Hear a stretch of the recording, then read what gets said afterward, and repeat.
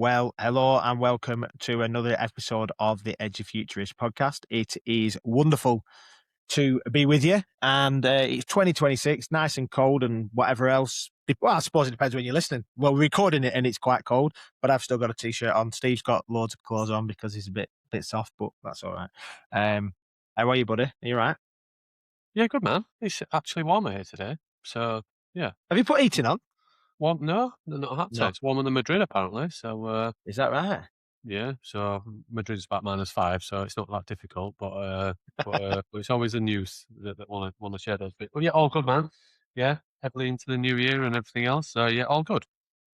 Sweet, sweet. Well, we have got a guest in the studio ready to go, and it'll be no surprise to many people. Some of you will have seen his AI sprints and the stuff that is coming while we're recording pre-bet. I don't usually let people know, but we know that if you when you send this will be come out after bets. We'll have had some AI sprints, and we're looking forward to be involved with that as well. But I'm going to ask Alex to introduce himself, tell us a little bit about him and his background.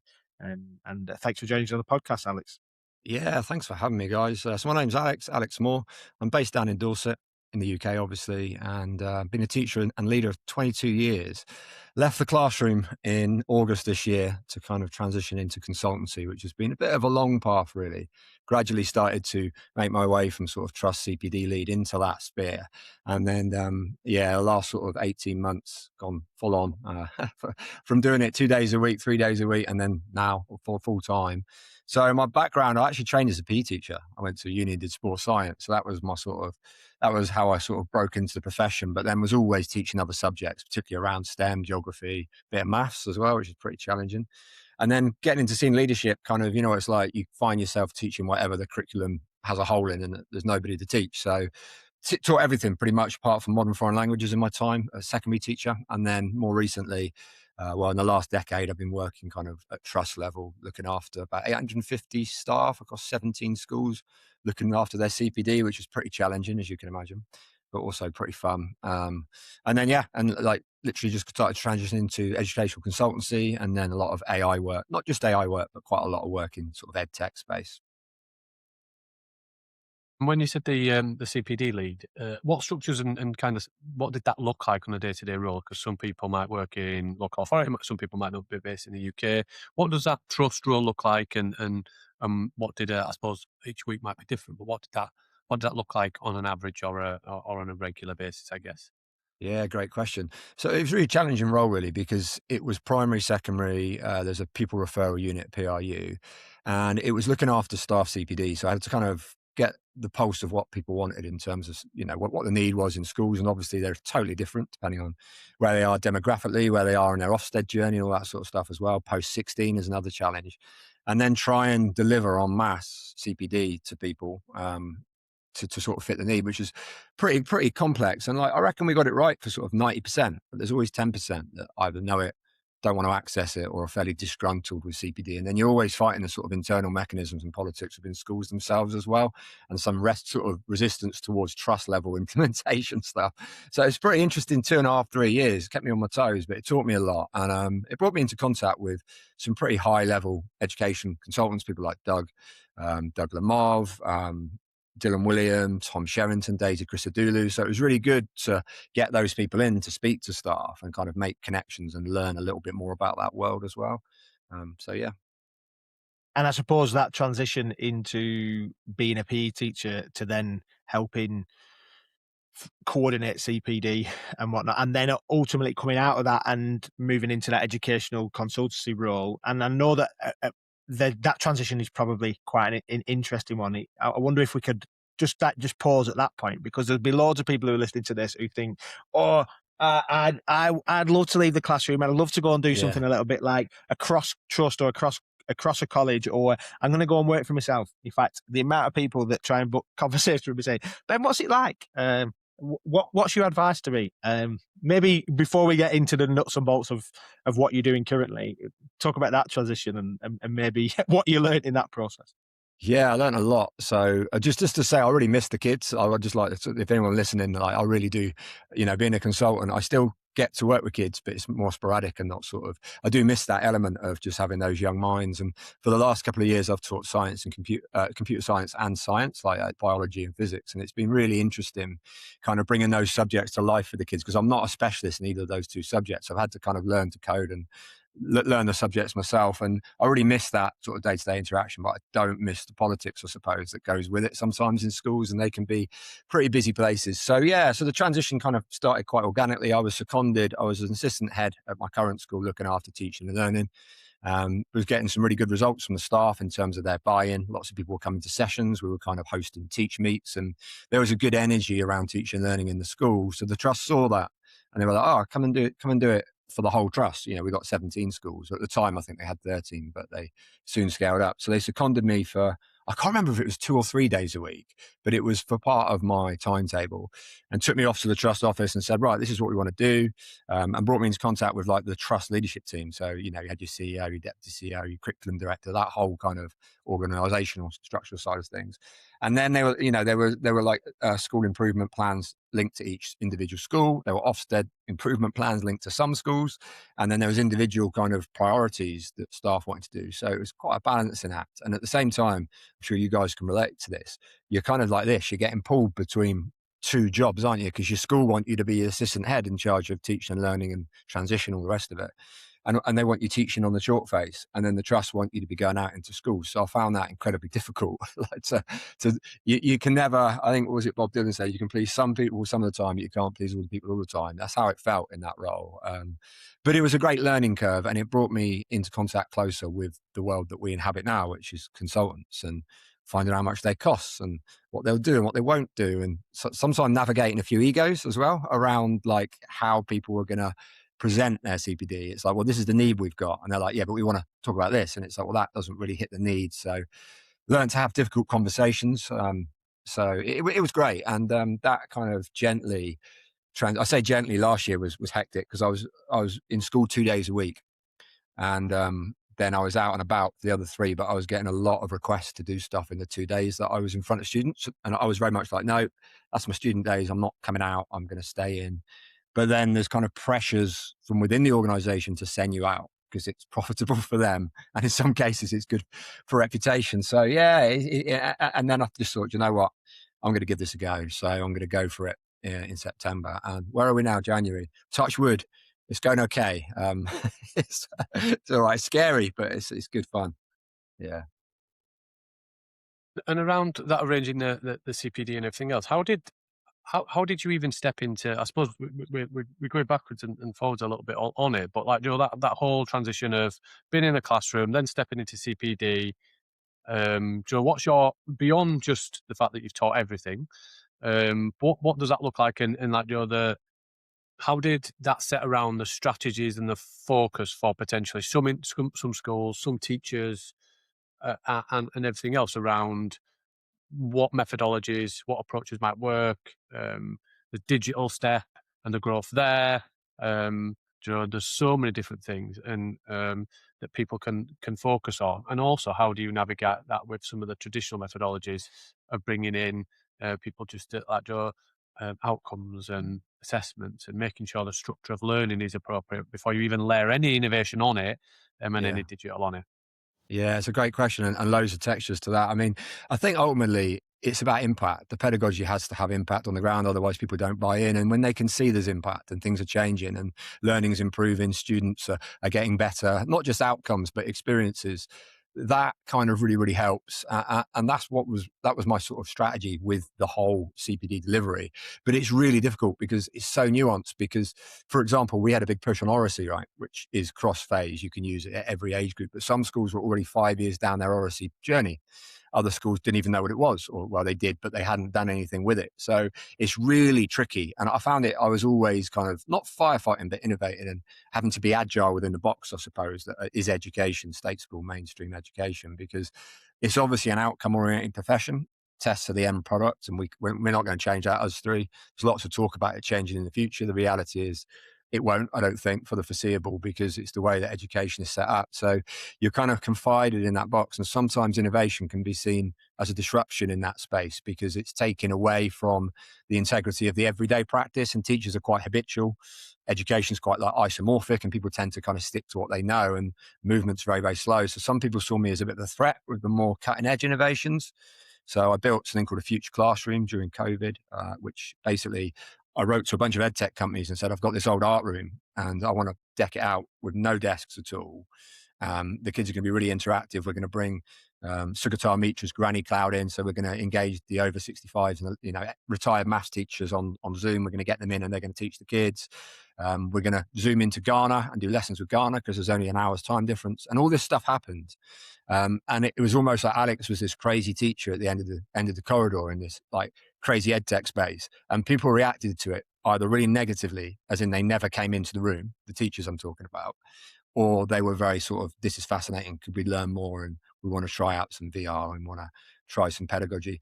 And I think that kind of epitomizes education and how teachers see technology and innovation and disruption. Some people are quite happy just to give it a go. A lot of people will give it a go, and if it fails once, they'll never do it again because it lets them down catastrophically in front of the kids. And then there's people that will go nowhere near it. They literally will do everything they can to avoid it. And that's the same about AI, right? When you talk to people about who's using it in schools. So that kind of answers some of the questions, Stephen, not all of it. It's a big old question, that one, isn't it? Yeah, well, Steve has loads of things going on. Like, I think probably like most of us. And then the pull is like a great pull question, which is actually, I think, how do you make sure that this is personalized without it being without it being a buzz phrase?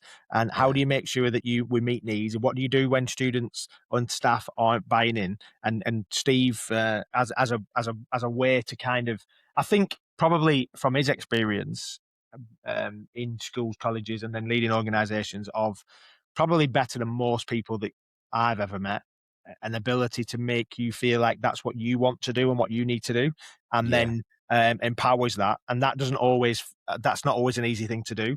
But if you speak to anybody, or almost anybody that's ever worked with or for Steve, they'll tell you that that he helped me do that. And I think that what I'm hearing from what you're saying there is that you've helped to steer an organization that and steer the training around an organization into something that makes sense for wherever people are at contextually.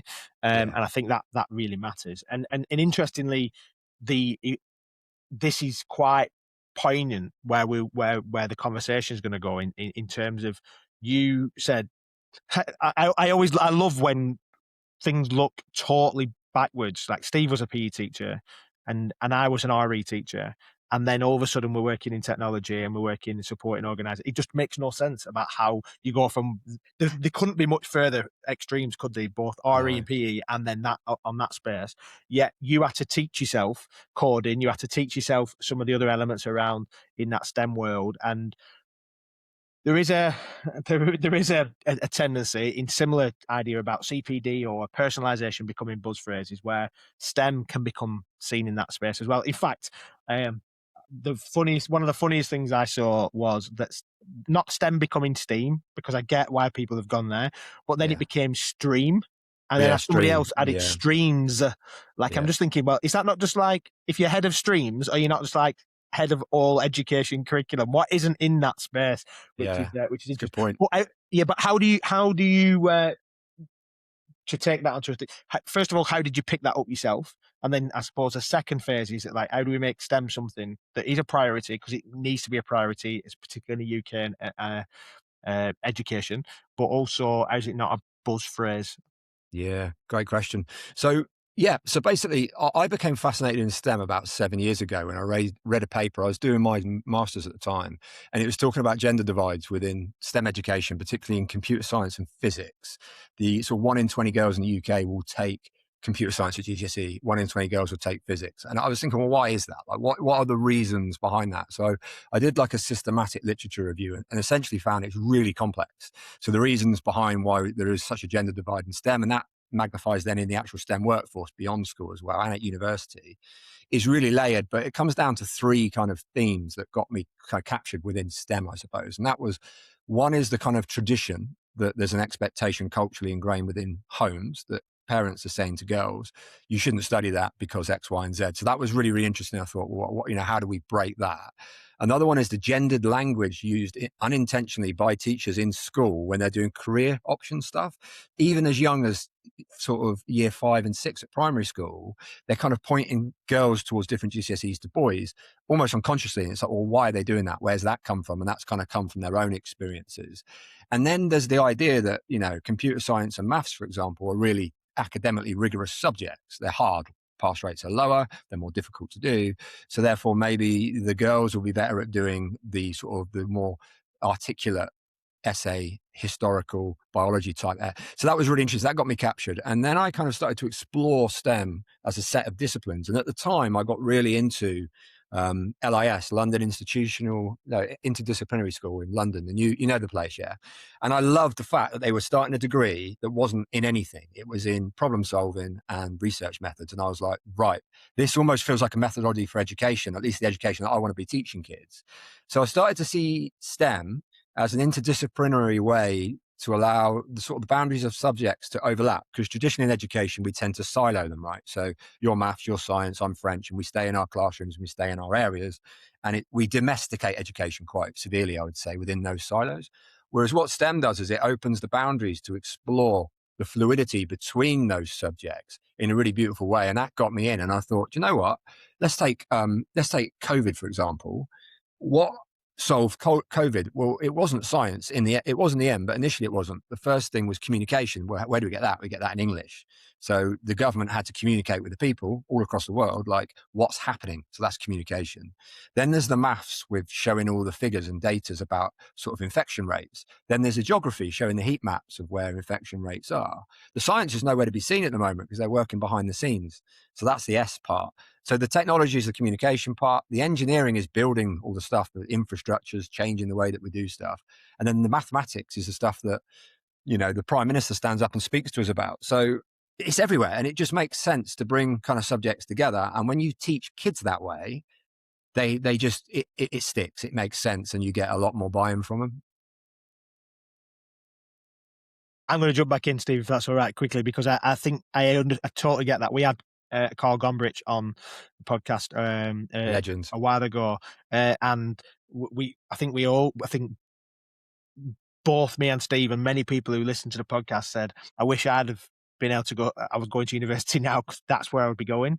Yeah. And then I suppose, and you mentioned Sugata Mitra as well, who we've had just a wonderful human being, and we've had a chance to speak to him quite a few times. Because interestingly, one of the things that you're talking about here is that we're trying to make connections, and we're trying to make you like you mentioned there, we're trying to make connections between subjects and not being subject silos. But you're also trying to make connections between. You don't need to reinvent the wheel. There's other people that's done a granny cloud. That's a great idea. You've got Carl Gombrich who's and the team at LIS that have done this. You've got Steve that has done this in his CPD. And in fact, when you've got to create an education system that's generous, I think that really helps. But also helping people make connections, and young people, particularly in learning, make connections between. You're not just learning Pythagoras' theorem because he always gets a bad rap. We always give him some grief.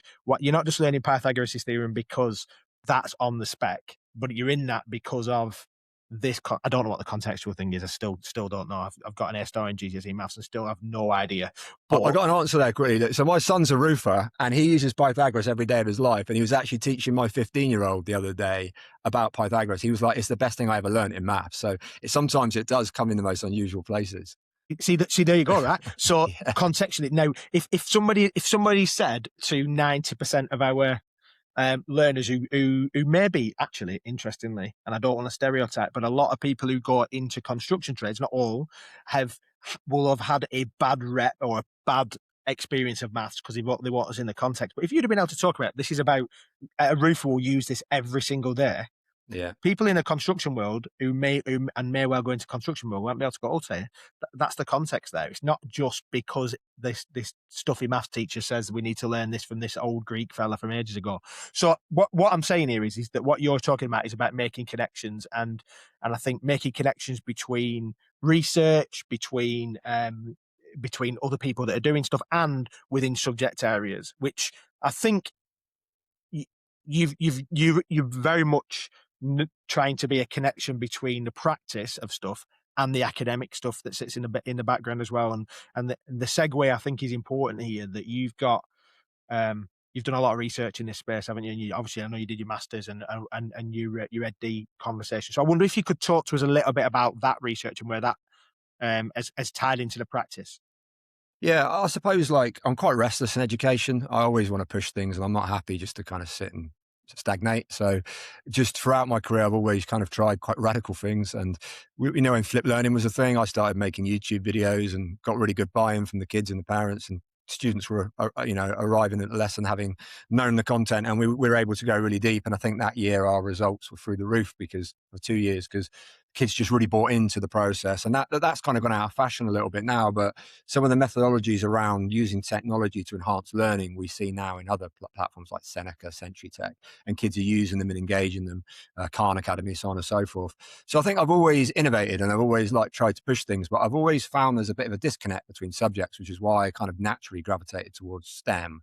And I guess my kind of rationale for education is simple. I want to use technology to support the teachers, not replace them.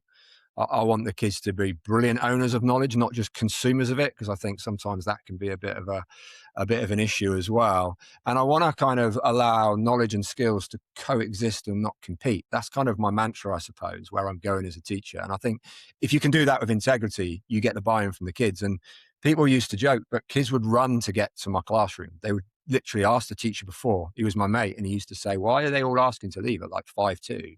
And they would sprint, and I'd have a class in the room, and we'd be all up. We had no desks at all, right? So the kids are out writing on whiteboards. They got Walter, who's a retired 67-year-old psychologist, and they're asking him about whatever. And then there's other things going on in the room, yeah? And the head teacher would come in and be like, "What is this? This is a mess. It's messy, it's chaotic." But then, the test scores would be through the roof. Not a single kid would get kicked out of the classroom because they're all so engaged. They're working in teams. There's somebody from a CEO from a tech company on the board giving them advice about careers. And it was just wacky, but it just worked. And we did this for 2 or 3 years. The classroom then won an award, a global award for the 100.org. I think it's the only classroom ever to win an award. Normally people win awards. And the methodology got the BBC involved. Everyone wanted to come and check it out. We're having international people come to visit it. It was fascinating, but it was all about the kids, right? So it was all about what the kids were doing. And everyone just buys in when they see the energy levels of kids that are invested in education, including the likes of Ofsted and whoever else is external. So that was it really in a nutshell, just kind of restless energy. Let's try and innovate, let's disrupt, but do it with intention, and then try and take people with you, which is not always achievable, as you guys know. It's really interesting. There's a couple of bits to unpick in regards to that's a bit messy. Not sure I like that. Doesn't look as tidy. And I think it's one of those things that if you walk around an office in adult life, some people have messy desks and some people have tidy desks. But actually every child, every person works very, very differently. Some people will thrive in mess, in chaos. If anybody looks at my tabs that are open on my device at any one point, when I have to share my whole screen at points, a lot of people go, "Oh my days, how do you manage?" And I think that's the thing that actually, for as much as your methodology is a great one and has worked, for some learners it won't have done. And for some teachers it won't have done because they just wouldn't be able to function in that mess and chaos and the structure and empowering somebody else to lead rather than themselves. And I think that's really interesting because we see often in education what's working, let's multiply that 1,000,000 times. And that's the challenge in education. And that's what we've tried to do. I remember speaking to some trust leaders and they were championing, really positive talking that if you go into any English class across my whole trust, you'd see exactly the same thing. I'm thinking, well, you've got 50 schools, Yeah. and their location and their setting, their context is so different. How do you think that is a good thing? And we had a detailed conversation because, in fairness, as much as I disagreed with his opinion, it's still his opinion and he's working in a context. So it's not as if it's, I can't necessarily disagree if some results and some positivity, but I just think it's a really interesting thing that people will see it and then go, I want that, I'm going to duplicate that, I'm going to do exactly the same thing, and that is going to work in my context. And that's a really interesting bit of, no, magpie it, steal some of those ideas and take it back to the context of your nest, because not all of those ideas, but what it is it's about coming in, absorbing, and then applying as many different ideas from as many different people as you can to then go, what it actually sticks. But if you carry on with the traditional method, you're not throwing anything at the wall, so nothing's ever going to stick, nothing new will ever happen, and you'll just go through the cycle of just not realizing, but actually you're failing anyway. People always go, well, I've tried 10 different things and it's not working, Steve. And I'm like, brilliant. But let's be honest, the learners probably weren't enjoying the experience, were just probably not vocal enough about it, and neither were anybody else for the last couple of years that they've just sat and just passed it by. I love the fact that the learners run to your classroom. We hear it so often. Yeah, it's exciting. And I think, like, I learned recently that education's got a word for what you're describing. It's called isomorphism. And I didn't know what it meant. So when you look at isomorphism, there's loads of different forms like mimetic. But essentially what it is exactly what you just said. It's the business of taking a problem. So let's say that you work in school X and school X has got a problem with kids not tucking their shirts in. I know it's quite a minor problem, but that's the problem, yeah? Then you put a system in place to fix that problem in school X. And then Ben works in school Y and he sees it going well, but he doesn't have that problem in school Y, but he does it anyway, yeah? And that's really problematic practice within education that I think we need to stamp out. And this whole idea of magpieing, yeah, it's great to magpie certain things, but what's the intention behind the original idea? Because in that particular school that had a problem with kids having their shirts out, that had a knock-on effect on learning, disruption, lateness to lessons. They brought in a behavior card system with 3 strikes and it worked. The staff came up with it. They said, leadership team, let's do this. They did it. It worked, and it worked in that school. But in my school and the one down the road, we didn't have that problem, but we still magpied it, dropped it in, and the staff were like, well, what's this about? We don't have a problem with that. So that idea of isomorphism often can be quite damaging when you borrow an idea verbatim from one school and just drop it into the next without any real thought about what problem you're trying to fix. And we've seen it with knowledge organizers, haven't we? Like we've seen so do you remember that came out like 3 years ago and Ofsted had a real focus on it. So they were everywhere. And in the schools that I was visiting, it was hilarious because like you'd walk in to do a lesson observation and the teacher would walk over to like the learning journey and go, we're here. And the kids would just be like, who's never done that before, like, never seen him do that before. And the kids are so honest, aren't they? So I'd just be on my clipboard going, this is just for show. And I think a lot of what education does is for show, and it's such a waste of energy. But if you fix the problem that you're trying to solve, same with AI, right? With AI, if you fix the problem you're trying to solve, it's worth it. But if you just borrow something without knowing the intention, you won't get any buy-in, is my experience. Yeah. Couldn't agree more. That copy paste mentality, education theatre. We're in loads of people talking about theatre in education a lot. In fact, I've got a LinkedIn post scheduled that talks about education theatre because that's it. You're just playing the game rather than actually. No, you're not playing the game. You're pretending to play the game rather than actually playing the game that we should be playing. And I know that you did some work around student voice as well, and have written some piece in that space. Could you just tell us a little bit about what you found there? And because I imagine there's some crossover into that as well, isn't there? Yeah, I'll be honest, the work around student voice nationally in the UK knocks me to ruins. It's tragic because it's done, the methodology is so flawed because essentially what people do, I mean, there's quite a lot to student voice. So its origin story is kind of around John Dewey at the turn of the century. And then beyond that, there was a massive, because we had a couple of wars in between, there wasn't much student voice going on. But then Paulo Freire picked it up in the 70s with his famous work around pedagogy of the oppressed. And, he said education is an act of love and we need critical consciousness. We need kids and adults to be using their voice to drive upward social mobility. And then Foucault came in the 70s and talked about power and knowledge, which I think his work today, I'm obsessed with. Michael Foucault, and his work today is more relevant than anything I think ever historically, because in terms of an AI era, power and knowledge is so fascinating, because what I'm seeing is in the classroom kids knowing more about this technology than the teachers in most cases. So traditionally we're speaking about a power dynamic where the teacher's the knower and the kids are the ones that need to know. So there's a power dynamic, and we see that manifested in so many ways, like teacher stood up, kids sat down, rows of desks, teacher at the front. There's so much of it. And Foucault spoke about that. And one of the things that's really relevant is the fact that teachers are feeling less knowledgeable, so they're losing power in the AI debate because they can't keep up with plagiarism and some of the changes. So he was kind of talking about voice and power. And then some work of Fielding came in the sort of 1980s, and then Alison Cook Souther. And essentially, the only pure methodology to extract student voice, because student voice is just a democratic process of speaking and being heard. And my experience of most schools do it as a tokenistic gesture. Okay. So what they do is, we do student voice. Well, what do you do? We get a bunch of kids in and we speak to them. It's like, well, great. Like, how do you collect their voice? What do you do with it? And what changes as a result? Oh, I don't know. We do it because Ofsted want it. But then because there's a second tension there, right? Because the power. So teachers are quite resistant to student voice. They see it as a threat because Ofsted use student voice and parent voice as surveillance mechanisms, if you like, or accountability measures to use against teachers. So teachers are quite fearful of student voice, and they're particularly fearful when it's done at trust level without their oversight or involvement, because then it can be used against them rather than with them. So when what I guess I'm saying is, recently I saw 10,000 students have been interviewed about student voice. And I read the methodology, and basically they sat them in computer rooms in groups of 30. They copied each other and just put all the same responses down. They were worried about what the teacher would think, so they just put what the teacher thought they should put.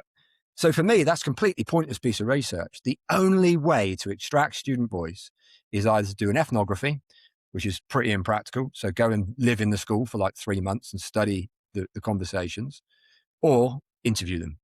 So it's a long-winded way of saying my research is about interviewing kids about their experiences of AI, and it is really time-consuming. So I get them into groups of 8 or 12 over a period of 6 months. I interview them, record all the interviews, transcribe it all, and use a process called thematic analysis, which is when you go through the scripts and you start to extract the themes of what the kids are saying to you in the literature.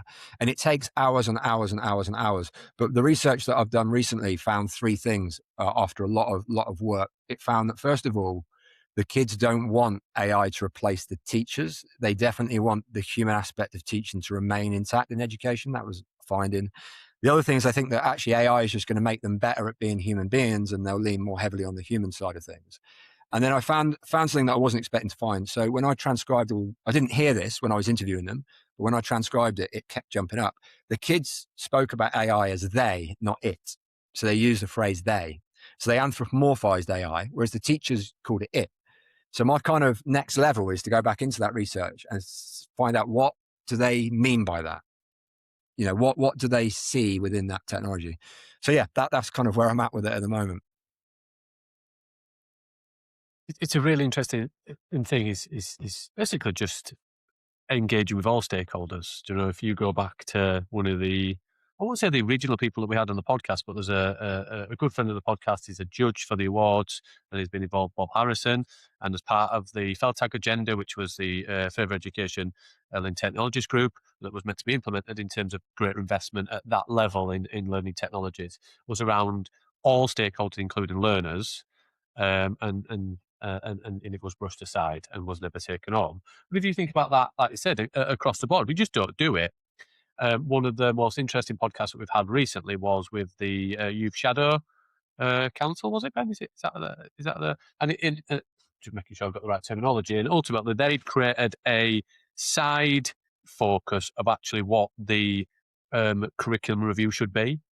And the theme that they'd come out in the discussions based on, and ultimately they'd got people from leading organisations like the Scouts and many leading learning and youth organisations that represented, I think it was over 10 million people across the UK. And what the learners were saying is very different to what we've seen produced. I'm not bashing what's been produced, but what they drove in regards to their thoughts on what a strong curriculum, but also what they wanted to learn, is really interesting. It's like when you run a business now, so many people and so many young people really want to get under the skin of what that business is rather than what they're selling. Do you know how sustainable, how ethical are they? What do they actually do? How do they treat us? All of those things are priority. But as adults, we're just bumbling along with what we've always done, and that's the problem with the curriculum review. I said I didn't want to bash it. It feels like a slightly, let's just get on with what we've always done with a slight iteration of it. And the youth, and the reason I say youth is because I'm old, the youth actually have a better sense of moving things forward quicker than we do, because we take our time because we don't want to get it wrong. And they're going, but if you take too much time, you are affecting people wrongly. And I'm like, we just don't do that enough. We say, well, let's take 6 years to rewrite a curriculum because we want to get it right. And they're going, 6 years, I'll be done.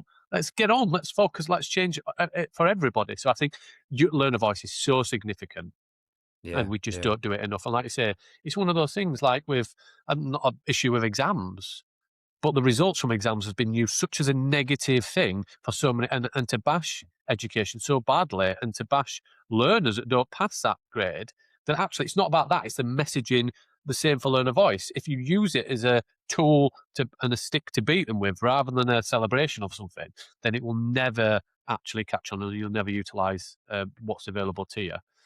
So we just need to cut. And the problem, like you've said, I'm doing this, I'm interviewing, it takes so long.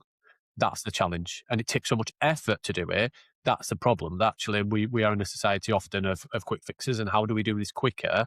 Or how do we do this easier with less investment? And sometimes you've got to invest more wisely to get the capture that we want to do. So I yeah. suppose in terms of your thoughts, Alex, and some of the things from the conversations, when we talked about sustainability and some of the stuff that comes out from the use, I know that there's that environmental impact of AI. Do maybe your thoughts on it, the work that you're doing, but also does that come in and is there a synergy there with the learner voice and what they're feeling about it? Maybe Yeah. let's not touch on that. Yeah, let's explore that. I mean, on the learner voice, one thing I didn't mention that's really interesting is to explore the silences, like what kids are not speaking about and the reasons why. There's some political sort of power dynamics going on there as well. But one of the things that kids are often curious about, and I'm getting asked, I'm sure you are as well, after you do keynotes and stuff, you have a bunch of people that stay behind that want to talk to you and ask questions. And that's probably my favorite part of the process because I always learn something from the majority of those conversations. And I've really been getting challenged recently about the environmental impact of AI, real pushback from people that are deeply concerned, not just kids, but adults too. And I think it's an issue that is largely being glossed over because we're in the progress era of AI where we're charging towards AGI, artificial general intelligence, or at least OpenAI and, Google are, not so much Anthropic. But it's interesting because there's this narrative of it's almost hidden. We don't see it, right? So, but we know the problems are fairly quite extensive. And the biggest problem that seems to capture the media at the moment is that when they train these AI models, large language models, they use huge amounts of compute and it takes a long time. It's quite intense. The servers that sort of to hold that sort of bandwidth and power need fresh water to cool them down. So they're using lots of natural fresh water to try and cool the servers. And these servers are always on like 24/7. They don't rest. So that's what people kind of want to talk about. But then when you try and really look at the research, it's a bit like trying to map your carbon footprint on a plane. It's really difficult to actually say with any integrity that's exactly the carbon footprint that ChatGPT used when it trained its model. So there's all these conflicts out there. And Andy Massey put a really controversial piece out that basically said, if you watch Spotify or YouTube, it's going to create more water consumption than your average prompt, he got a lot of backlash about it, but he had pretty convincing argument. So, and then the academics are kind of more interested in like the CO2 emissions. So it's kind of this, at the moment, it's a bit of a concept in the wild and no one really has a clear steer on it. But going back to the STEM acronym isn't an interesting project for kids to look at because they can study the science of like thermodynamics and heat transfer and loss and like water cooling because that sits in the science curriculum. It's technology because it's data centers. Why do AI large language models need lots of compute? What's the future of compute going to look like? And I think it's going to go out into the deserts of Dubai. So we're going to see huge data centers built out there because of the amount of solar they've got and land they've got. So that will be a ship from America over to there because it's more cost effective. So almost data is becoming the new oil in those parts of the world. And then there's the kind of engineering part. Well, how do we build these things? We need to build them near fresh water. Do we need to build a reservoir? So that's an engineering problem. And then the mathematics is actually trying to solve the problem, like how many kilograms of CO2. And that's really difficult. So it's a STEM problem, essentially. So you're bringing those subjects back in, and that could be quite a cool little research project for anyone listening with their kids to unpick. Yeah, it'd be a very cool research project, especially because of the impact of where it is. Because I was having a conversation the other day, and you're trying to, even when I was doing a keynote, and you're right, the same conversation comes up quite a lot, and usually it's like it's one of those killer questions where somebody says it, and they're almost like, "I'm not going to use AI until there's a solve for this." But realistically, and many people who are in the room had gone there already. it probably will be some kind of artificial intelligence that will help us solve the climate emergency, as opposed to alongside. It's not on its own, but in terms of the processing the data and work with us, it's not necessarily saying that on its own it will solve the problem, but we might need to use the processing power of an artificial intelligence machine to be able to help us solve some of the challenge. So therefore, yes, it's creating the problem, but it can also help us solve the problem. And I know that that's some people would say that's maybe not necessarily controversial, but some people seen it in a different way. But yeah, lots of interesting spaces in that.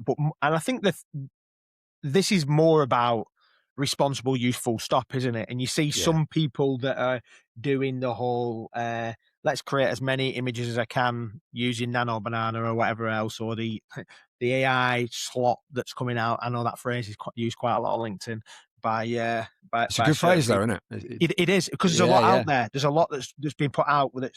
Yes, it's funny, but it's not very. If you think about the environmental use, but also the responsible use of it, you're creating a whole set of moral and ethical challenges, and potentially copyright and legal challenges as well. So maybe what do you? In a short little soundbite, what is responsible use of AI, Alex? Well, that's a big pressure question. I suppose it's using it when you need to use it with intention, not just using it to create funny little images of yourself in a Star Wars box. I've seen some stuff like that. A lot of people are using it for coding. I know Darren Coxon does some great work with vibe coding. That's a really interesting space. He's going to be speaking at BET, and I know this episode comes out post BET, but he's going to be doing a vibe coding demo, because that's something that's really started to take on with kids as well.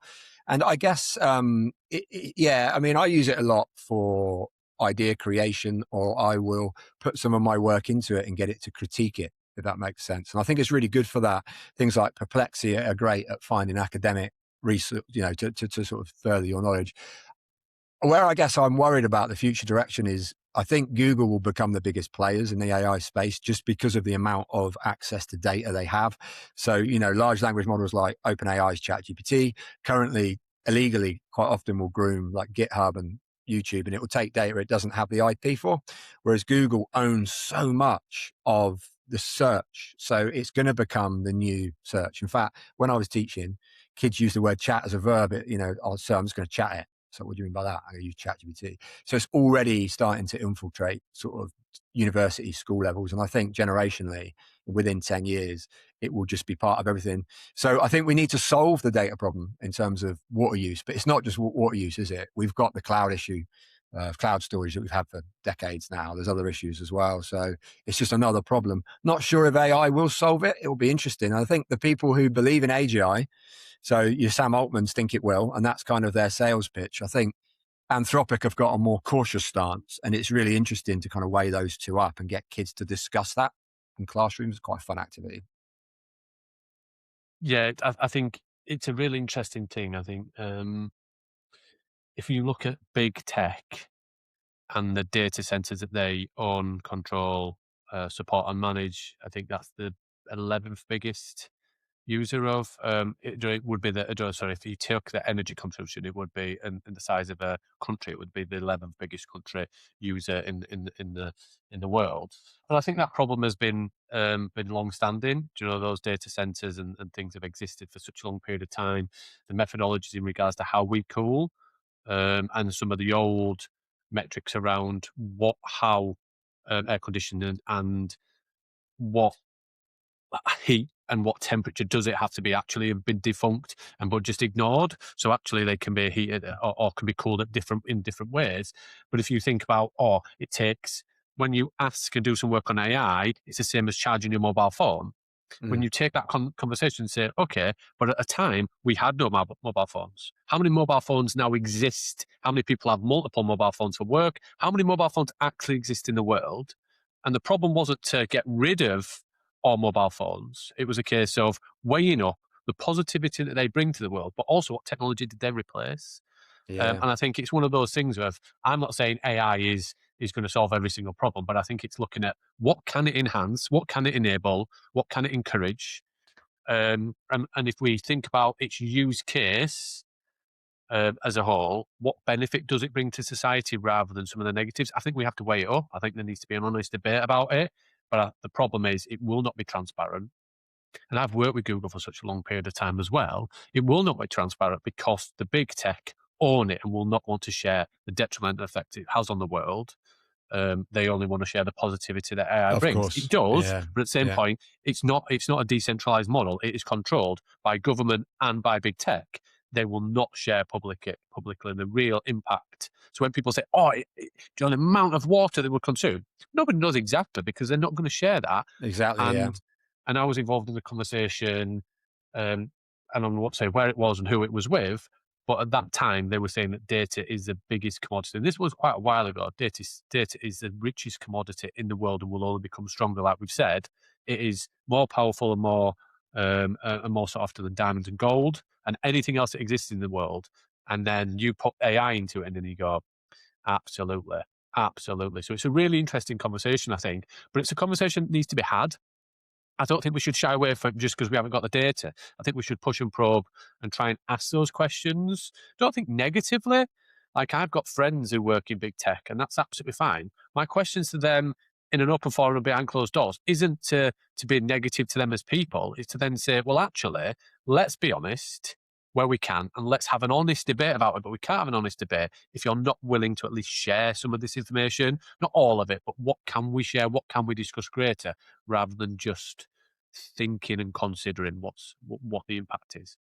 Yeah. Spot on. So let's step into AI sprints. I'm guessing we're not just putting more AI into the world then, Alex. Like, and we're not just saying everything has to be all the sprints that you did on paper and the crazy 18 hour. What do they look like? What do they feel like? And what happens within those? Yeah, well, when I started working for STEM Learning, one of the things that we noticed, we had quite an active captive community called the STEM Learning Community. It's about 66,000 people it belongs, and that's everyone from academic through to sort of teachers and whatnot. And we just did a one-off episode with myself and a few other, a friend of mine, a guy from Twin Science, and we got a massive buy-in from the audience. We did an hour online, and there's about 300 people there, and the chat feed was blowing up. It was when AI, it was about a year old, and it was just great. And it carried on long beyond the recording. People reached out, and I thought, okay, there's an audience here that want to speak about some of the issues around AI that don't really get spoken about, like data centers. So I had two intentions with it. First of all, I wanted to find the reliable voices in AI that have integrity, because I think it's a space with a lot of noise, a lot of false prophets, a lot of people trying to sell you an idea, or at least their perception of reality. My research background, I'm a bit more of a methodology guy, as you probably come across. So I know there's a whole origin story behind this. And I know there's quite, there's post-humanism, there's transhumanism, there's all the work of kind of Bletchley Park. There's such a history behind AI. And it isn't just this new thing that's just emerged like a lot of people seem to think it is. So I wanted to really unpick with the most reliable voices the issues that are facing teachers in education, but also facing kids. That was my intention behind starting the sprints. And I didn't want it to be a podcast. I got nothing against podcasts, but I wanted it to be live, because the power of live audience interaction can essentially shape where you go next. So there might be something in the chat feed and it's like, oh, that's really interesting. Let's ask Daisy Christodoulou about that. And then I tried to get guests that didn't necessarily agree with each other, because I think it's really healthy as an audience if people don't agree with everything, and you kind of break down echo chambers and you start to get some different opinions. So that was my rationale, and that's what we did, and it's kind of really taken off. And we're going to try, obviously this is post-bet, but we're trying a live version because it's always been online, so no idea how that will go. Be interesting to see. But and we've got season 3 planned. You know, we were talking about data calling. We've got Rita Bateson coming on in March to talk about that. She's based in Ireland. And it's so funny how many of the big techs are based out in Ireland, because it's out of the EU. There's a tax haven, but also she's kind of really, she finds the antagonistic issue of like electricity. Their price of electricity has gone up because of the demand, because of these data centers. So we're going to be discussing that on the sprints in March. So I suppose it's become quite like a force of nature, AI sprints, and we've got quite a loyal following that look forward to each episode. But the engagement's nuts. So when we're doing these sprints, there's so many comments, sharing stuff, people engaging with the speakers, and then the watch back, we get so many people that watch them back and use them for CPD in their schools, and then say, oh, this is really useful. So it's become this kind of beast that's kind of going forward into the world, and that's it really. That's what it is. That's cool. That's cool. And we're looking forward. I know that this, like we've said a few times, Schrodinger's cat thing we're recording before about, and we're looking forward to joining for one as well. Because me and Steve disagree about everything pretty much. Great. Yeah, we'll play you off against each other. That'd be Yeah, fun. players off. Yeah, Definitely. we will. Yeah, yeah. But just before we finish with our quickfire questions, I do want to mention an organisation that you're involved with, because you'll have made a decision around this, especially when you talk like that. There's a lot of people that make a lot of noise. There's some charlatans in that space who are trying to make some quick cash out of it. But you will have made a decision about why you've joined the board and the team at TeachMate AI. Probably for not all them other reasons that they're not doing. But tell us a little bit about your role there and why you got involved with the team at TeachMate. Yeah, sure. So for the last 2 years when I was teaching, I've tried out probably most of the AI tools out there, the wrapper apps, and, kind of problematize, I guess, what's good, what's not, and tried to onboard teachers in my institutions. And TeachMate for me have always been kind of pretty rigorous with their GDPR, their compliance, their terms and conditions, their data protection, all the stuff that when you really get down to the nitty gritty, these AI wrapper apps need to have locked up. And for me, they're not, the output that you get from them isn't too flashy. It doesn't look cognitively overloading. Like, I'm not going to name the other ones, but there's some that, they look like a piece of art, but the actual content's a load of rubbish behind it. So, or they create a slide deck in 43 seconds and then, all the images are of men in science, just making the problems of gender even worse, all that sort of stuff. So I was really interested to work with someone that I kind of tried and tested it. I'd seen the response from teachers. And then when John and the team reached out and said, we'd love you to be as part of our advisory panel, I didn't even think about it. I was like, that sounds great. But then when I actually got there to the first meeting in Manchester, I'm sat around the table with Laura Knight, who, by the way, I could listen to speak about AI all day long, just such a fascinating character. Daniel Emerson from Good Futures, Claire Archibald, who works for Brown Jacobson, they're a law firm. God, I learned so much about GDPR and IP, and like I came out, my head was like, and then people like Christian Churton and others. And it was just a really interesting space professionally to be in. I learned a great deal. And I thought, this is a company that care about what they're doing. And they're really invested in kind of social responsibility. So they're looking to give back. And I can't really mention what's on their roadmap. That's for them to mention. But there's some really exciting things coming out where they're going to be giving stuff back to teachers to try and support them in the journey of AI. So, does that answer the question? It absolutely does. Yeah. No. The decision is strategic, and it's good to hear that there's people in the world who know what they're talking about that are also going, these guys are trying to do some good stuff, and they brought other people in that are good people to bring in. So yeah, we're always very careful about, you recommend something and everybody goes, all right, we're going to buy it, and then they buy it and it doesn't work out, and you think, please don't. It comes back to that isomorphism, doesn't it? Again, what we were talking about before. So I love that. Now, we always finish our Edufuturists podcast with some quickfire questions. You might have heard them, you might not have done, but the key, we're bad at it, is quickfire. So they're just three quick fire questions. I'll ask the first one, Steve will ask the second one, then I'll ask the third one. And so yeah, just your thoughts, if you can. So, if schools were judged like restaurants by how much customers actually enjoyed the experience, what would change overnight? Whew, what a question. Be more student-centric. So we would care more about what children think about education and take their voices seriously rather than just as tokenistic gestures. Awesome. What's the most dangerous myth that educators tell themselves to avoid real change? That technology is disruptive and they shouldn't use it, I think, in my experience. Okay. And if a 10-year-old asked you why they have to go to school, what would you actually say? I would say education's an act of love. And at the end of the day, they need to come to school to engage their hearts and minds, find their passion. So when they leave, they can stand a little bit taller as they walk out of the classroom. Love it. Yeah, I like it. Wonderful. That's cool. Yeah, That's cool. that's And do you it. know what? Let me just say, you are the best person we have had for quickfire that has got the concept of quickfire. You've got this. You've got this. So I love that. I love what you've shared there as well. It's really interesting thinking about education as an act of love, education thinking through the difference it makes in humanity and what it can do. So love that.